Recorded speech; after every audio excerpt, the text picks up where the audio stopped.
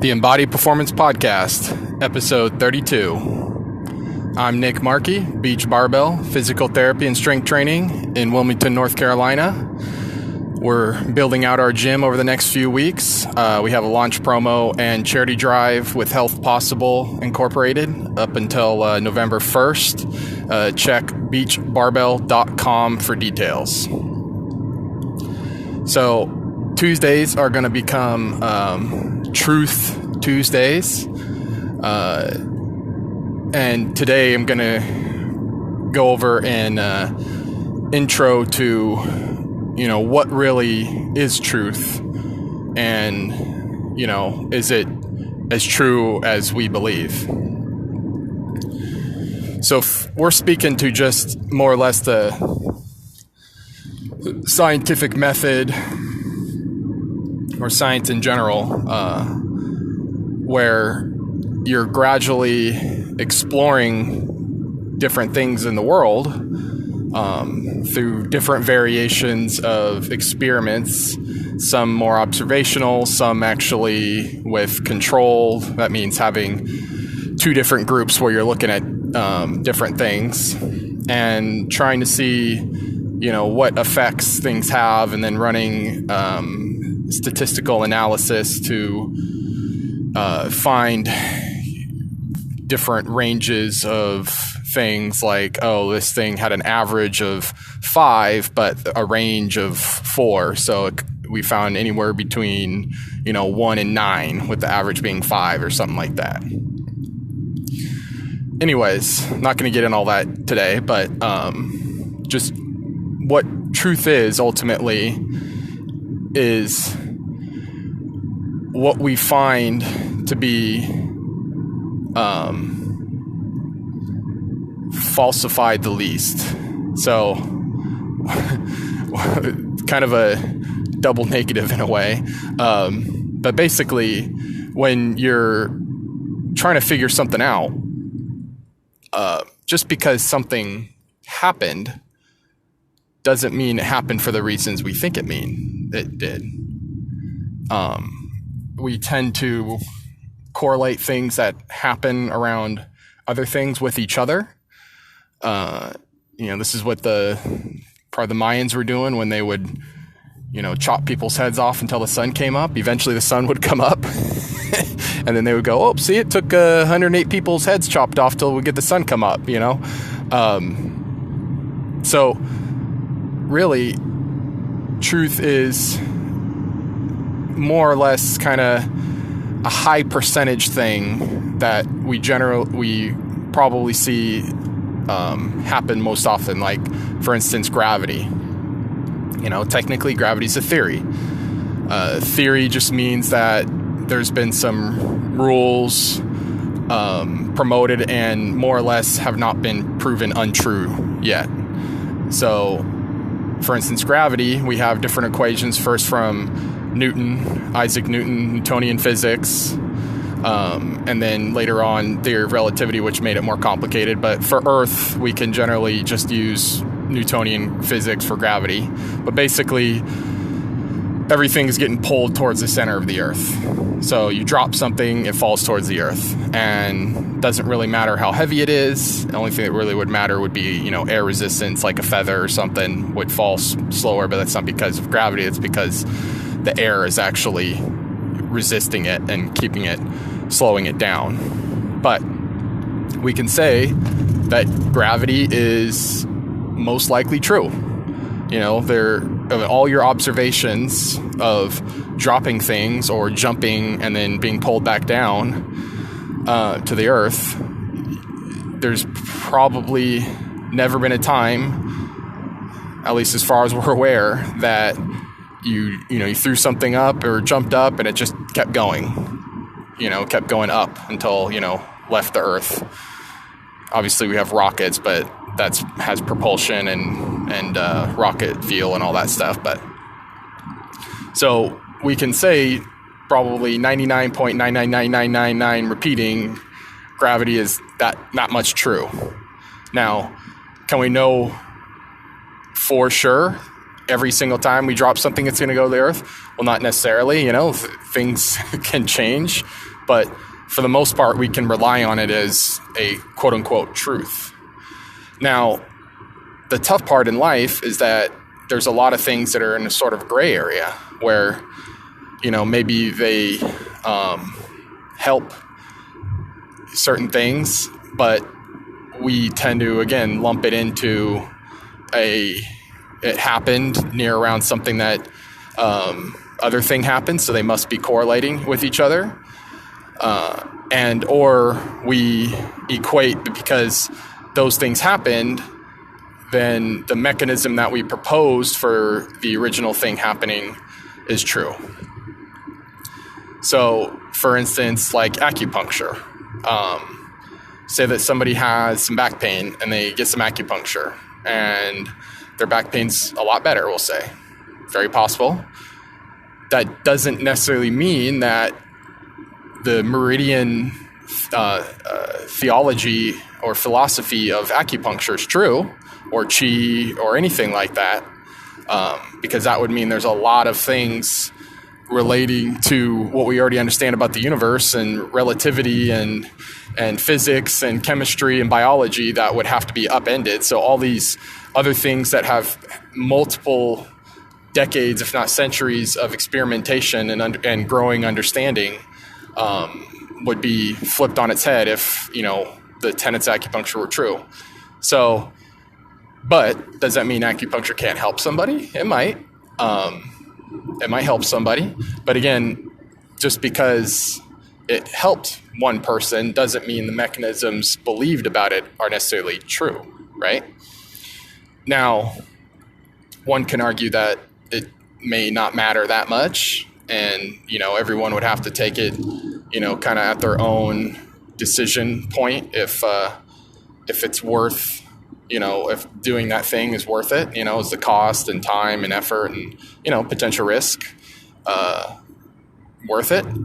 But ultimately, as we try to believe and understand things, we should seek out ways to try and falsify what we believe is true, because our brains are very good at just trying to confirm everything we believe. And I don't think this needs to be an exercise you do every waking hour of your day. Just go live your life, and then, if you come across maybe a belief or quote unquote truth you think then maybe explore the alternatives. What are some alternative reasons why that might happen? Going back to acupuncture, there is a well-documented placebo effect. And placebo effect is kind of a weird, not fully understood thing, but, sometimes things just get better. And there's probably a whole bunch of mechanisms going on that we can't fully explain. Probably a lot has to do with, the nervous system, its connection to the immune system, and then, perhaps maybe in the endocrine, the hormone system, for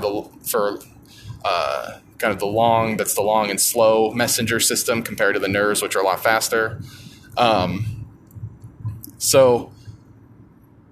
And then not to mention, there is also the positive or confirmation bias where we tend not to think of all the people that the thing didn't happen. Like, for instance, not trying to just beat up on acupuncture, but it's just a good example.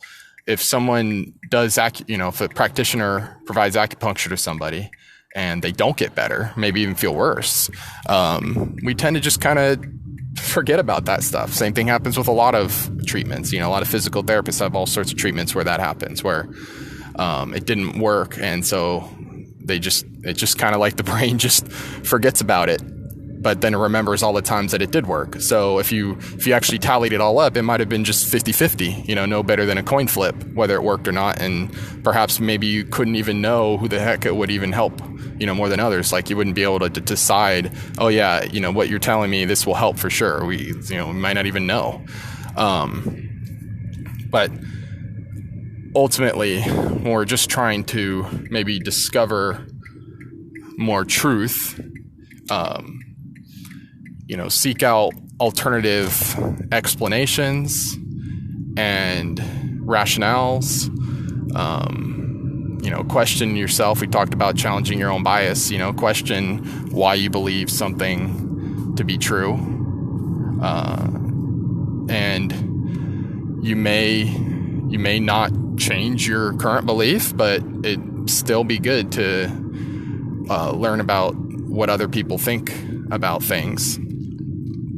Now, I say this with some caution because there is sometimes this false equivalency where, someone will have pretty good expertise in something like physics or something, and then you'll see it on like the news or something, and they'll put up someone who believes something like flat Earth or something, but is not any sort of, studied scientist or something in physics, and then they're giving them both equal time in terms of questions on like physics.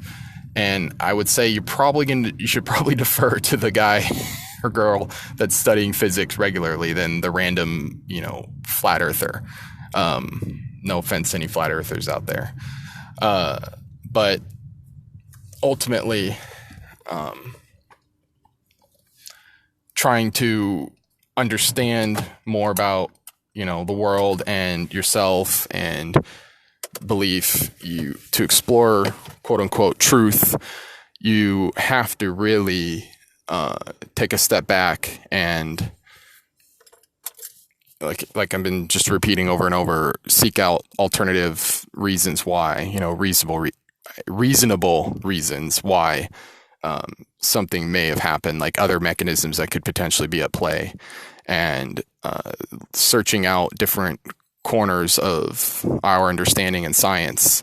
And ultimately that's all science really does, is it's like a flashlight shining around, and someone shines it in a corner and sees that there's nothing there, so they go okay, and they write their findings, and then maybe someone verifies that and checks on their own, and yep, I didn't see anything in that corner either. And then you just kind of keep searching around, and each time we find maybe something, it just gives us more questions. So really, truth finding never really ends. There's never really a stopping point where, that's what they, we're learning with, physics, we're learned about the atoms, and then the atoms are made up of these quarks, and it's just like, they keep splitting them and finding more and more questions. And so ultimately that's the pursuit of knowledge. And the cool part about it is that it builds on itself. So there's like no one, yes, there are amazing people in science,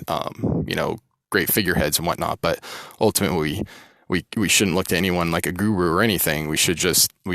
Everyone contributes in their own way. Even the findings that are found to be, they find nothing. We did this thing and we found nothing. Those are important findings. Everything we find with that is put in the broader context of what we found. Just like, I've been talking about training. Every one day is important, but not more important than your whole life. So that's the same thing with science. Everything we find is important into the greater context of our understanding. And ultimately, it's kind of like this immortal legacy that we get to pass on to our future generation, and then they carry the torch to the next, finding and searching, and then they find more questions and then pass it on. So it's something that transcends really all cultures and humanity. But again, since we tend to lob on to quote unquote truths,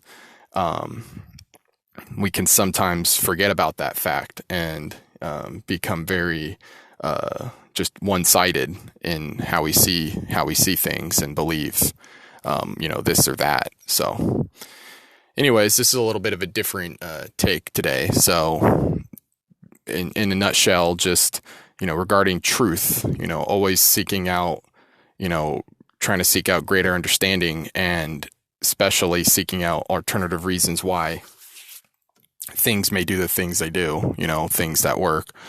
And, if you get interested in a certain subject, within the world, seek out experts of different,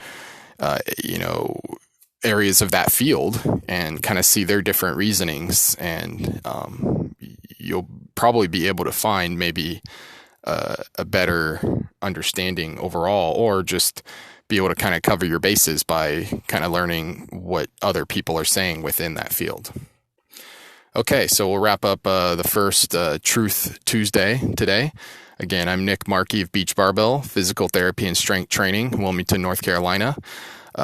Check out beachbarbell.com for details if you're interested in joining our gym. We're building it out over the next few weeks, and hopefully see some of you there. All right, thank you. Bye.